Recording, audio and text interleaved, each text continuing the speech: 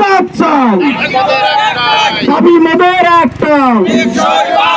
ভাঙন রোধ থেকে আমরা স্থায়ীভাবে এই এখন যে জিওসি ব্যাগ জরুরিভাবে ফেলানো হয়েছে, এটা স্থায়ীভাবে আমাদেরকে রক্ষা করবে না। তাই আমরা দৃষ্টি আকর্ষণ করছি মাননীয় সরকারের প্রতি, যেন শুকনো মৌসুমে একটা স্থায়ীভাবে এই ব্রহ্মপুত্র নদীর ডানটির ওয়ার্ডা পরিবার যেন আমরা স্থায়ীভাবে রক্ষা করতে পারি।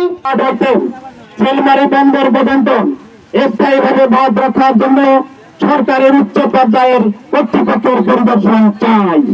স্থায়ীভাবে বাঁধ রক্ষার জন্য সুনির্দিষ্ট পরিকল্পনা চাই এবং গাইডওয়াল সহ টেকসই বিবাদ নির্মাণ চাই।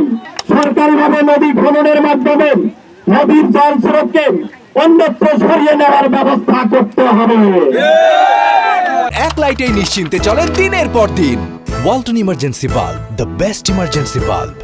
জিওব্যাগের পরিবর্তে টেকসই বাঁধ রক্ষার জন্য পিসিবিএল দিয়ে প্রতিরক্ষা বাঁধ নির্মাণ করতে হবে।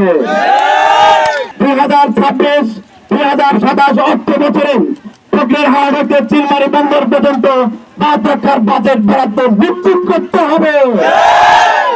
স্থায়ী বাঁধ রক্ষার জন্য সংশ্লিষ্ট কর্তৃপক্ষকে নিয়ে একটি কমিশন গঠন করে মহাপরিকল্পনা গ্রহণ করতে হবে। আপনারা কর্মসূচি গ্রহণ করেন, সেটা স্বল্প মেয়াদী হোক, মধ্যমেয়াদী হোক, দীর্ঘমেয়াদী হোক, আপনারা নেন কর্মসূচি, হাতে নেন। এখানে বালুকেন্দ্রিক অর্থনীতি গড়ে তোলেন, সড়ক পথ নৌপথকে কাজে লাগান। এই সড়ক পথ নৌপথ বালুকে কাজে লাগান। আমরা আমার ঐতিহ্যবাহী আমরা চিলমারিকে ফিরে পাবো। স্যার বললেন আমরা সেই ভাওয়াইয়া গানের চিলমারিকে কিন্তু আমরা ফিরে পাবো।